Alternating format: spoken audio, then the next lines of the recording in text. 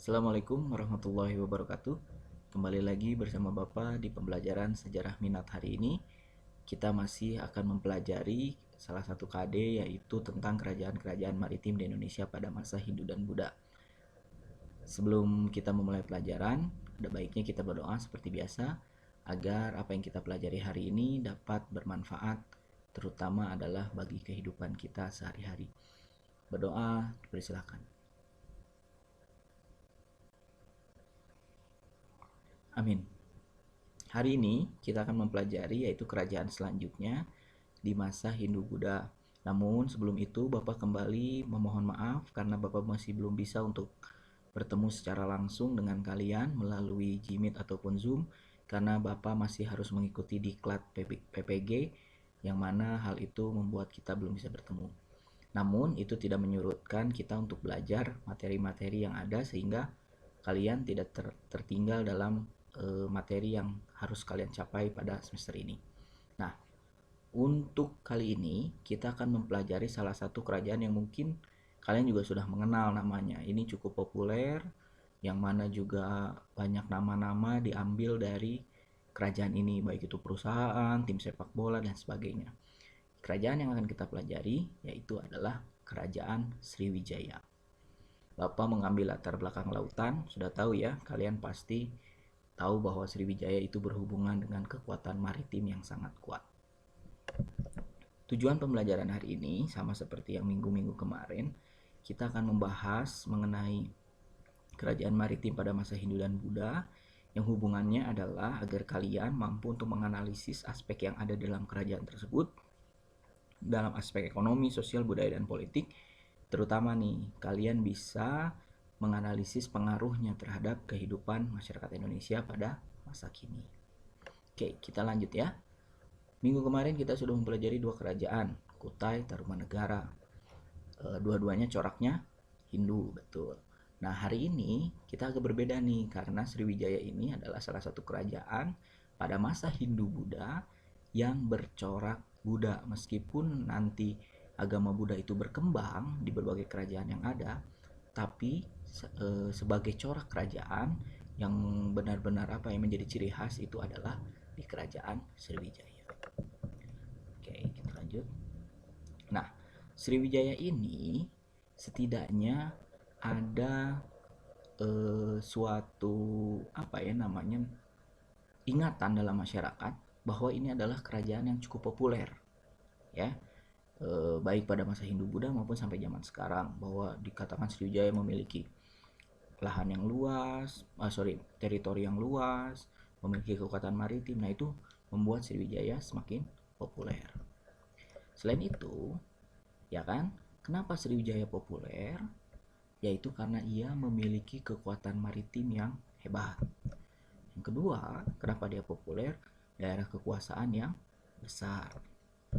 Ketiga, Sriwijaya adalah kerajaan yang corak agamanya atau agama yang menjadi agama kerajaan itu adalah Buddha, berbeda dengan kerajaan-kerajaan lain yang sudah kita pelajari ataupun yang nanti kita akan pelajari.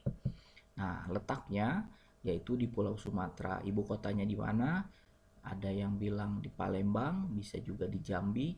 Itu semua masih dalam hipotesis para ahli. Namun sampai saat ini para ahli menyetujui bahwa ibu kota Sriwijaya adanya di Palembang, gitu ya.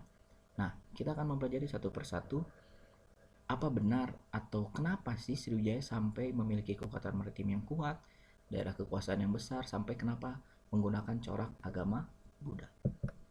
Kita ke kehidupan politik dulu. Sriwijaya sampai saat ini tercatat bahwa secara genealogis raja ada satu nama yang dianggap sebagai pendiri, yaitu namanya adalah Dapuntahiang. Kalau menurut sejarawan Slamet Mulyana, Dapuntahiang ini gelar, ya. Namun Dapuntahiang ini menimbulkan dua pendapat ya mengenai sosok Dapuntahiang ini. Apakah dia seorang pendiri ataukah dia seorang penerus daripada kerajaan yang mungkin sebelumnya sudah didirikan. Nah, masing-masing dari pendapat ini memiliki dasar, ya, yang mengatakan bahwa Dapuntahyang ini adalah sebagai pendiri kerajaan Sriwijaya, itu ada dua sejarawan terkemuka, namanya N.J. Krom dan Muhammad Yamin. Kenapa mereka mengatakan seperti itu? Karena mereka berdasar pada prasasti yang ada, yaitu Prasasti Kedukan Bukit. Dalam Prasasti Kedukan Bukit dikatakan bahwa pada saat itu Dapuntahyang berhasil menduduki salah satu wilayah, dengan membawa sekitar puluhan ribu pasukan. Ya, artinya bahwa di sana ada pendudukan atau ada invasi dari Dapuntahyang ke satu daerah, dan di daerah itulah N.J. Krom dan Muhammad Yamin berkeyakinan bahwa Dapuntahyang mendirikanlah kerajaan Sriwijaya sekitar abad ke-6 Masehi. Namun hal itu dibantah. Dibantah oleh siapa? Dibantah oleh sejarawan Slamet Mulyana. Kalau menurut Slamet Mulyana, si Dapuntahyang ini bukanlah pendiri, tapi merupakan penerus dari raja yang sebelumnya memang sudah ada. Slamet Mulyana berpendapat seperti ini karena dia dilihat dari kronik sejarah dinasti Tang.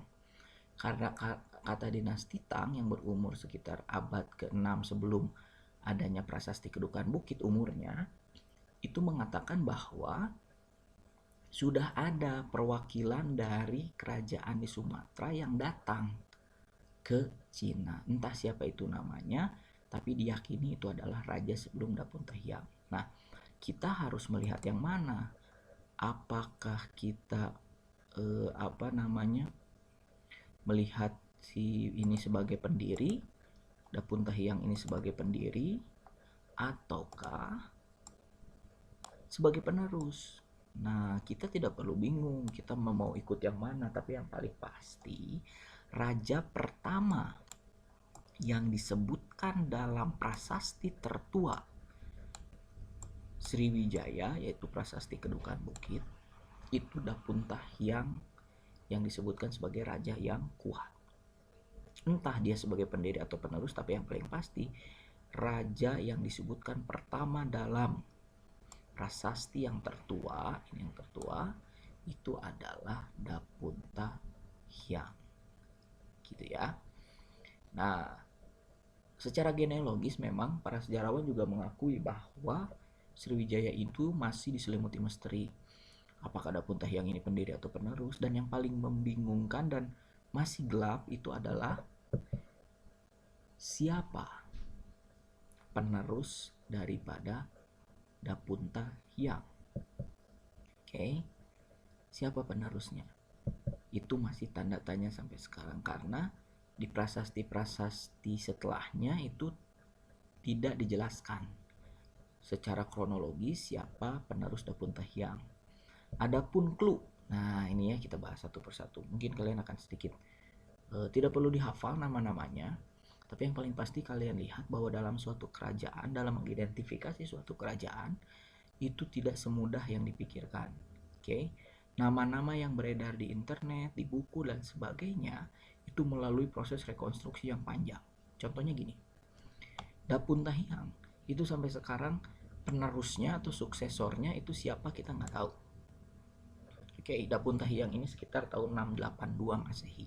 Baru ada sedikit clue nama siapa Raja Sriwijaya selanjutnya itu pada tahun di dalam prasasti Ligor A yang berumur 775 Masehi dan kronik Cina pada 724 Masehi. Ini ada selisih sekitar 51 tahun. Di dalam dua prasasti dan satu prasasti dan satu kronik ini dikatakan ada satu nama, yaitu Sri Indrawarman.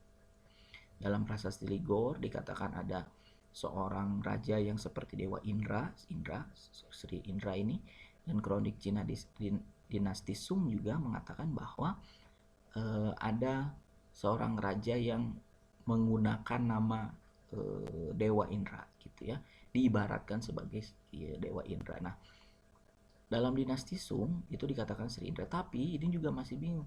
Kan ini jangka waktunya 51 tahun. Pertanyaannya adalah apakah Sri Indrawarman yang masih berkuasa dari catatan dinasti Sung ini sampai keluar prasasti, ataukah memang si Indrawarman punya anak? Itu juga masih sesuatu yang misterius. Dari si Indrawarman, Sri Indrawarman ini kita juga masih gelap. Siapa anaknya, siapa keturunannya. Baru setelah itu ada raja yang cukup jelas dikatakan dan memiliki peran yang cukup besar. Namanya adalah Balaputra Dewa. Kalau dalam Balaputra Dewa itu dijelaskan dalam prasasti Nalanda, suatu prasasti yang berisikan tentang penjelasan siapa Balaputra Dewa. Oke, Balaputra Dewa ini ibunya Ibu Tara, dan siapa namanya, dia keturunan dari Wangsa Selendra yang berkuasa di Jawa. Nanti kita ada hubungannya dengan kerajaan Mataram kuno, siapa Balaputra Dewa. Nah, dalam prasasti Nalanda yang juga menjelaskan hubungan antara kerjasama antara Balaputra Dewa dengan kerajaan Nalanda dalam pendirian sebuah asrama untuk para pelajar yang ingin mempelajari agama Buddha, dijelaskanlah dengan jelas bahwa Sriwijaya dikuasai oleh raja yang namanya Balaputra Dewa. Setelah Balaputra Dewa, nah ini kenapa Bapak pakai garis-garis ya, pakai apa namanya, garis putus-putus seperti ini, karena ini bukan keturunan langsung ya. Lihat waktunya itu jauh-jauh. Setelah Balaputra Dewa baru diketahui lagi dalam kronik dinasti Cina ya, dinasti Song, ada namanya Sriwuya. 20 tahun kemudian ada disebutnya Raja Haji. Jangan heran ya, kenapa Haji Pak, dia sudah ke Mekah atau belum? Bukan. Jadi Haji ini adalah suatu gelar yang sudah ada dari zaman Hindu Buddha ya. Ini gelar apa ini Pak? Ini gelar kehormatan untuk seorang yang dipertuan atau dirajakan. Sehingga sekarang Pak Haji itu bukan karena dia orang Arab sudah beberapa kali ke menunaikan ibadah haji, itu orang luar negeri nggak ada disebut Pak Haji, nggak ada, cuma di Indonesia. Karena haji di sini bukan merujuk pada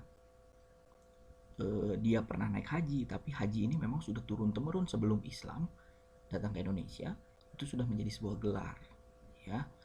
Nah, setelah haji ini, kalau dalam bahasa Cina haji, karena ini kronik dinasti Song, itu ada Sri Chudamani Warmadewa, sama ini juga dinasti Song. Lalu diceritakan juga dalam prasasti Nalanda, ada Sri Marawijaya Tunggawarman, ada Haji Sumatera Bumil ya, namanya Haji. Ini kemungkinan Haji ini adalah biasanya gelar untuk raja pengganti sementara gitu ya, pengganti antar waktu gitu. Jadi si rajanya sedang berhalangan, diganti dulu. Lalu ada Sanggrama Wijaya Tunggawarman, ini prasasti Tanjiro Revolusi Chola. Dan kalau dalam prasasti ya, dalam prasasti ingat sekali lagi, tercatat bahwa raja terakhir Silifosi itu adalah Tihu Kalo. Oke, meskipun nanti dalam prasasti, misalnya dalam prasasti kerajaan Singosari ada nama-nama ini, namun para ahli terutama Slamet Mulayana meyakini bahwa dua raja ini bukan berasal dari kerajaan Sriwijaya, tapi dari kerajaan Melayu. Apa bedanya? Kalau kerajaan Melayu, pusat kerajaannya kemungkinan besar bukan di daerah Sumatera bagian timur atau ke selatan, jadi ke bawah bukan, tapi ada di daerah Sumatera, daerah tengah, barat kalau sekarang ya, sampai ke daerah utara, atau mungkin bisa jadi ada di seberangnya.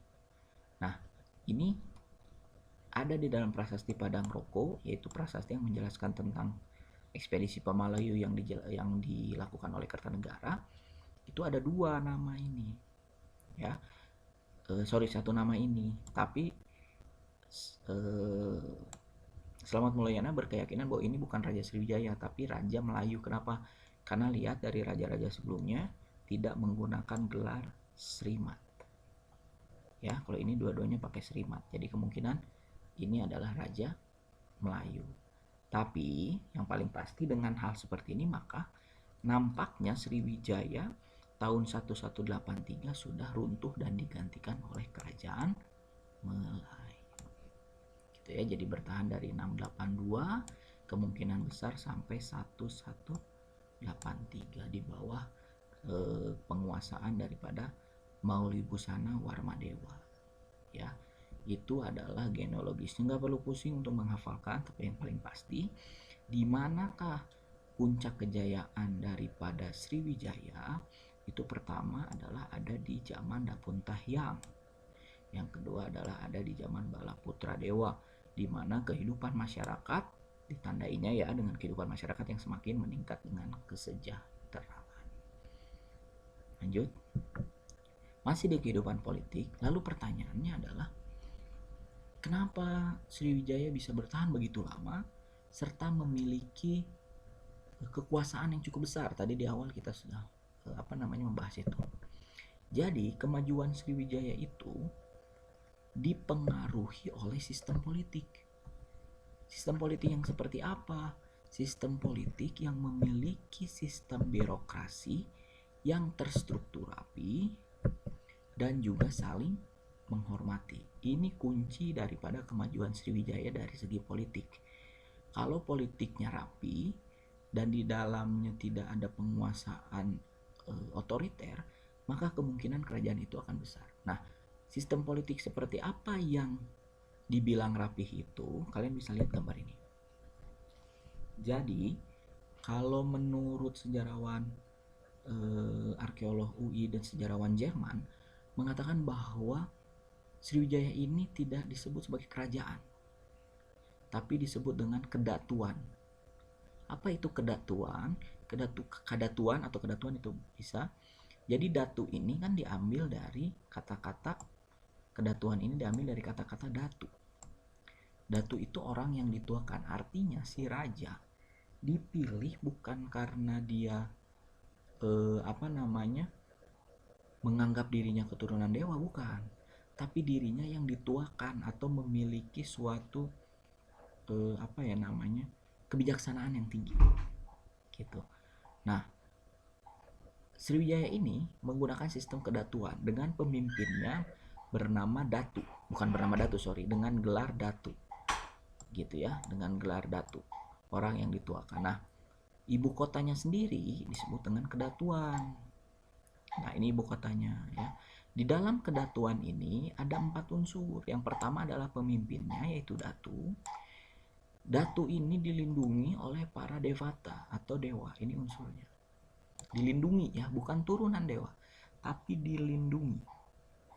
Oke, dilindungi oleh para dewa ini adalah yang bisa dibilang melegitimasi seorang datu apabila ingin dituakan, dia mendapatkan berkah dari dewa.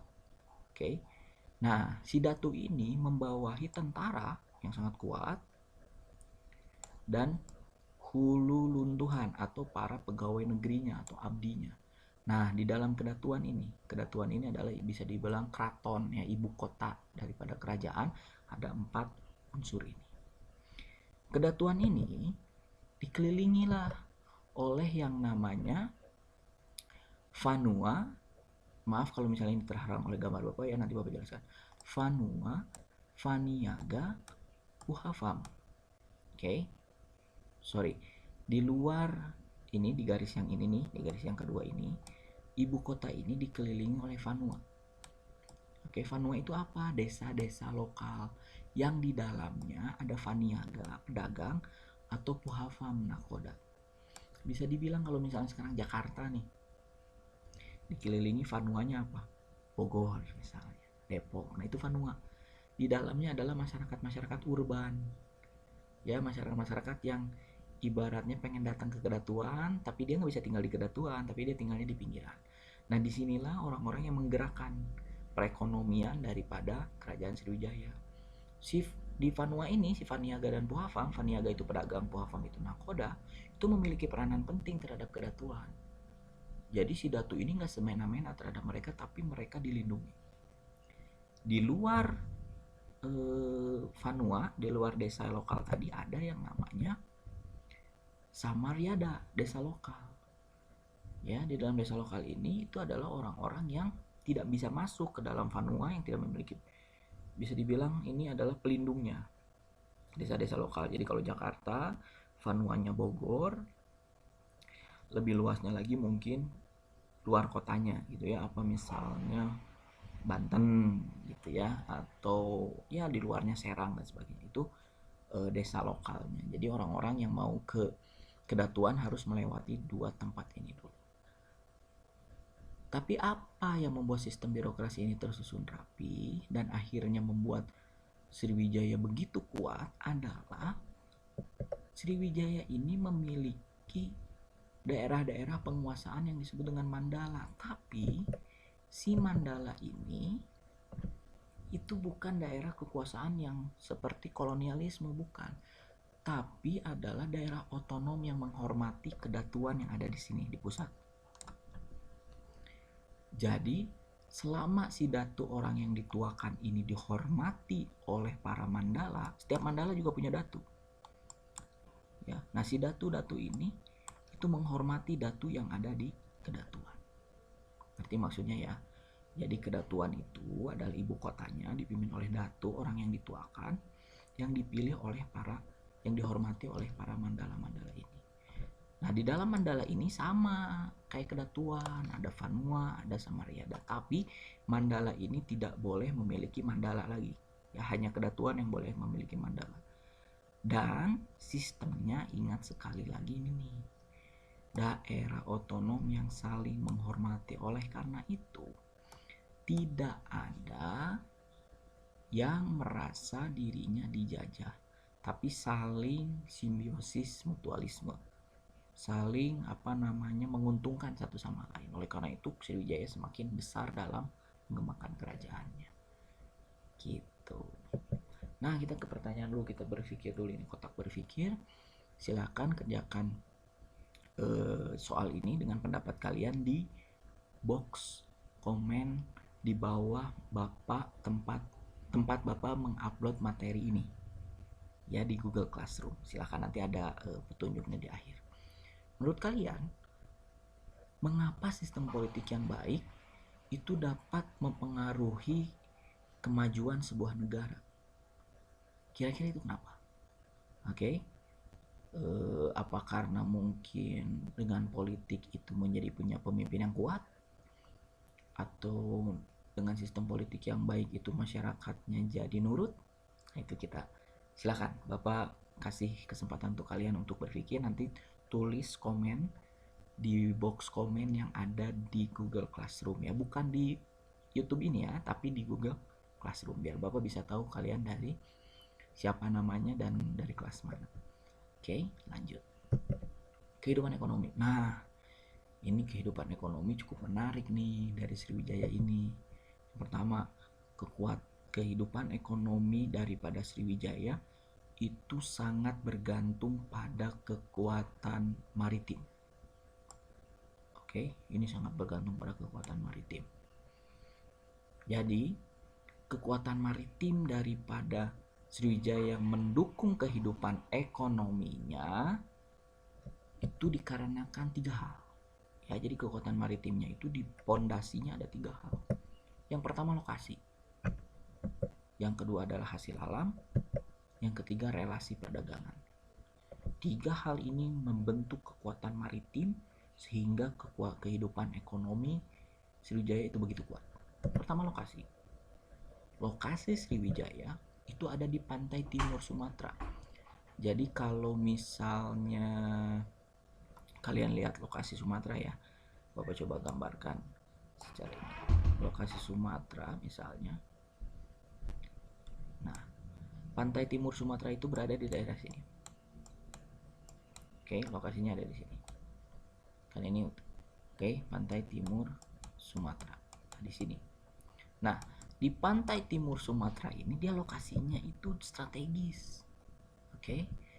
Selain itu, angin musim teratur.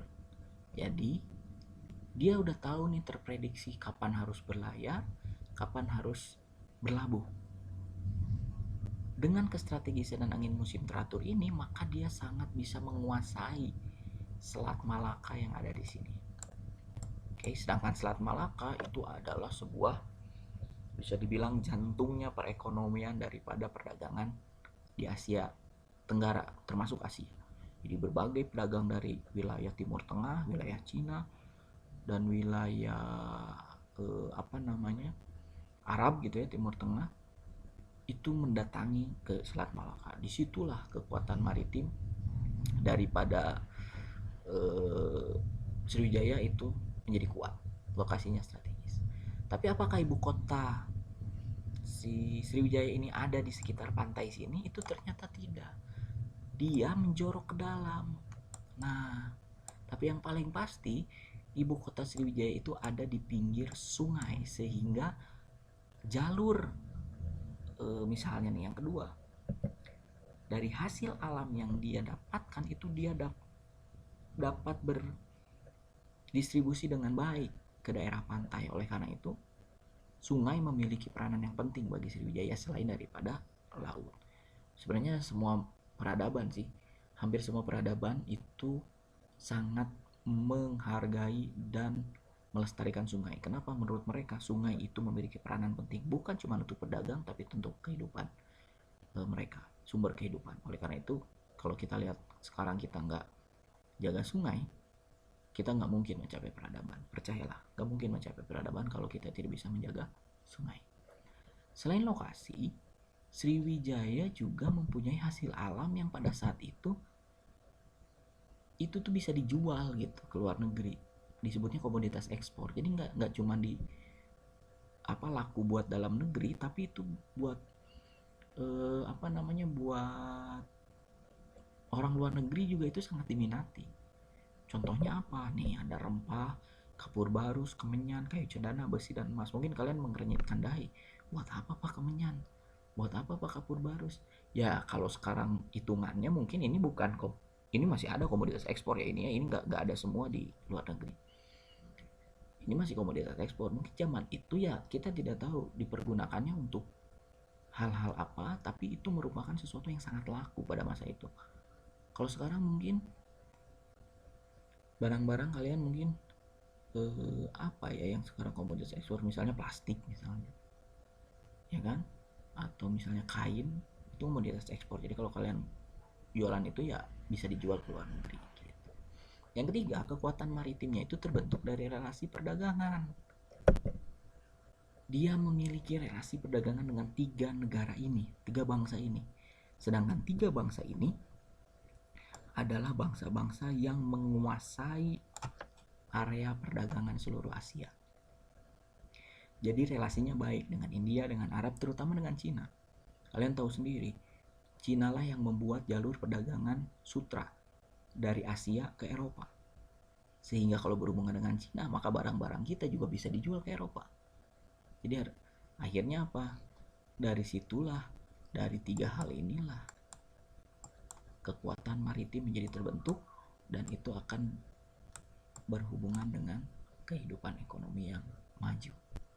Gitu ya. Berpikir lagi sekarang. Silahkan jawab pertanyaan ini sama. Jadi nanti pertanyaan 1, pertanyaan 2, pertanyaan 3. Silahkan kalian jawab di kolom komentar di Google Classroom ya. Kehidupan maritim Sriwijaya sangatlah menentukan kemajuan kerajaan tersebut. Nah, menurut kalian hubungkan oleh kalian, kalau masa kini ya, kira-kira kekuatan maritim itu menentukan gak sih pada kemajuan sebuah negara termasuk Indonesia? Ataukah mungkin sekarang bukan sekarang kekuatan maritim tidak menentukan kemajuan sebuah bangsa, tapi sekarang adalah kekuatan misalnya teknologi, AI, artificial intelligence itu yang menentukan, atau penguasaan big data. Nah, Bapak ingin nanyanya dari segi maritim. Kalau kita menguasai maritim, kira-kira punya kekuatan maritim yang kuat, kita bisa menjadi sebuah negara maju nggak sih? Coba kalian tuliskan pendapat kalian, paparkan alasannya. Kalau kalian bilang bisa maju dengan kekuatan maritim, menentukan gitu ya, kalian jawab, paparkan alasannya. Kalau tidak, menurut kalian kenapa? Oke? Jelas ya, silahkan kerjakan di kolom komentar. Lanjut, kehidupan sosial budaya. Nah, ini yang ciri khas tadi ya. Jadi, secara kehidupan sosial dan budaya, Sriwijaya ini merupakan dalam kehidupannya itu adalah sebagai pusat pendidikan agama Buddha. Yang kedua, kehidupan masyarakatnya secara sosial cukup sejahtera. Yang ketiga itu sangat taat kepada ajaran Buddha. Nah, dibuktikan yang pertama, pusat pendidikan agama Buddha itu adalah menjadi tempat belajar bagi para biksu agama Buddha sebelum pergi ke India. Jadi ibaratnya gini, asrama utamanya India, tapi India gak mau nerima mahasiswa yang belum pergi ke Sriwijaya. Nah, jadi harus dibina dulu di Sriwijaya 6 bulan sampai 1 tahun, baru setelah itu diterima di Nalanda atau di India gitu ya.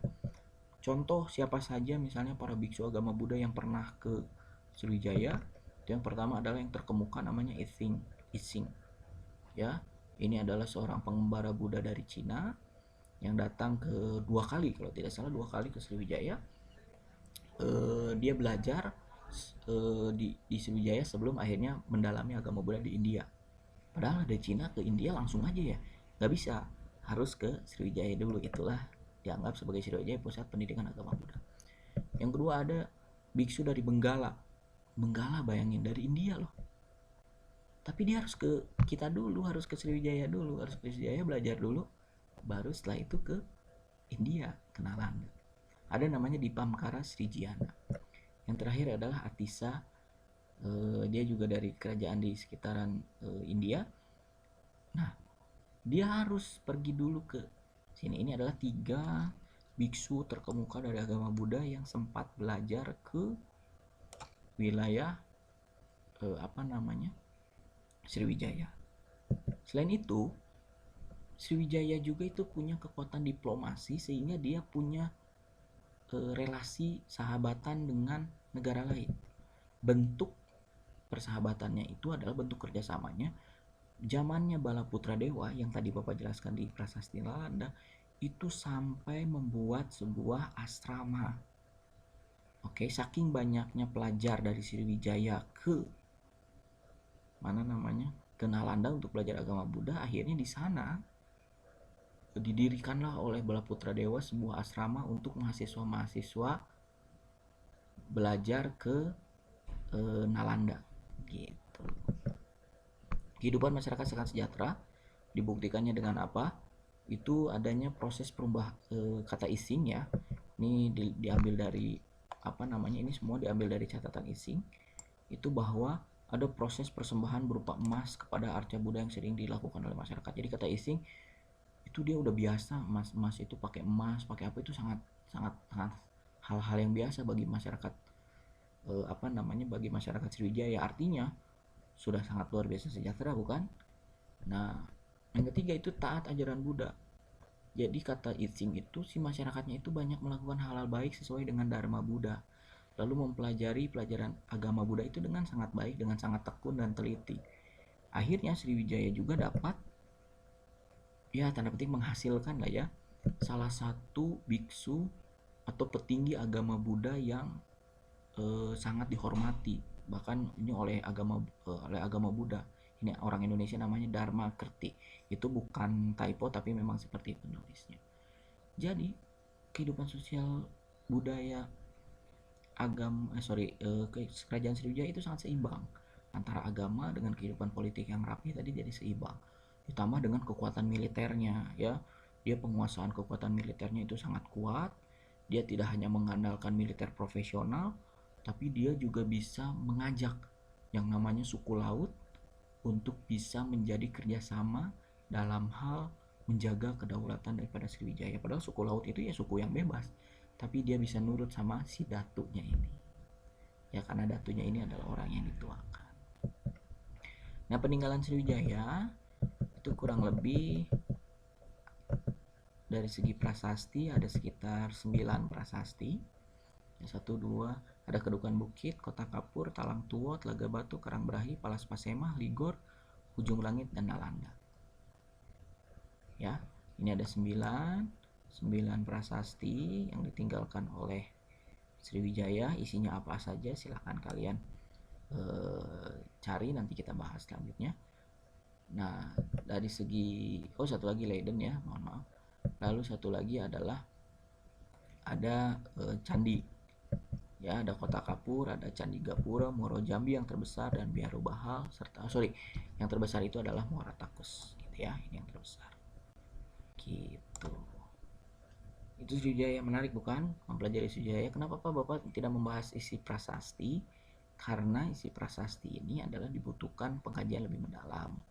Artinya kalau kalian ingin membahas tentang prasasti, kita harus bahas satu persatu. Bapak sekarang menjelaskan secara umum saja dulu. mengenai kehidupan politik, tapi yang Bapak sampaikan tadi itu berdasarkan prasasti yang ada serta berdasarkan sumber berita daripada yang telah ditulis oleh kronik-kronik atau pendatang-pendatang yang datang ke Sriwijaya. Baik, kita kembali ke Tinggi Box. Setelah tadi penjelasan mengenai kehidupan kerajaan Sriwijaya mulai dari aspek politik, ekonomi, sosial, dan budaya, dalam pandangan kalian, apa sih hal yang kira-kira perlu kita terapkan pada kehidupan masa kini berkaca dari aspek-aspek yang ada pada masa Sriwijaya? Ya kan? Tadi Bapak bilang ada aspek politiknya rapi, kekuatan militernya kuat, punya kekuatan maritim yang hebat, kaya, ya kan? Terus juga jadi pusat agama tertentu. Nah, kira-kira dari aspek-aspek yang telah tadi jelaskan, kira-kira apa sih yang bisa kita terapkan? Gitu ya. Yang perlu, bukan bisa, perlu kita terapkan pada kehidupan masa kini. Silakan tulis jawaban dari pertanyaan nomor 3 ini di kolom komen di Google Classroom ya. Oke. Kita masuk ke kesimpulan bahwa kerajaan Sriwijaya besar karena memiliki kekuatan di aspek politik dan ekonomi. Jelas ya tadi ya. Yang kedua, sebagai pusat agama Buddha, Sriwijaya memiliki peran penting dalam perkembangan agama Buddha di India. Ya, meskipun ini mungkin dalam sejarah dunia sering terlewat, tapi kita perlu berbangga bahwa dalam kronik yang diceritakan oleh orang-orang, terutama orang-orang Buddha, Sriwijaya sering disebut. Terakhir, dari Sriwijaya kita belajar bahwa untuk mengembangkan sebuah negara itu perlu kerjasama. Jadi bukan pemerintahnya aja yang otokrasi atau yang kuat yang merintah sana sini, tapi perlu kerjasama antara pemerintah dan masyarakat untuk mencapai kejayaan, gitu ya. Nah, evaluasinya tadi, silakan jawab pertanyaan-pertanyaan yang tadi ada 3 jumlahnya. Kalau misalnya lupa, silakan rewind lagi video ini, lalu tulis di kolom komentar yang ada di bawah kolom Bapak upload materi pada Google Classroom kelas kalian. Itu saja. Semoga kalian dapat mencerna dari apa yang Bapak sampaikan, serta kalian dapat mengambil pelajaran dari apa yang telah Bapak sampaikan, terutama bagi kehidupan kalian. Pak perlu hafal nggak tadi nama-nama raja, nama-nama prasasti? Ya silahkan, kalau mau hafal bagus, tapi kalaupun memilih untuk lebih paham inti daripada struktur kerajaan Sriwijaya ataupun inti daripada peninggalan-peninggalannya, itu silakan. Yang penting adalah kalian dapat mengambil makna dari apa yang kita pelajari hari ini. Itu saja, terima kasih banyak. Semoga kalian sehat selalu. Sekali lagi Bapak mohon maaf belum bisa ketemu sama kalian. Dan kita ketemu lagi di pertemuan selanjutnya. Terima kasih semuanya. Assalamualaikum.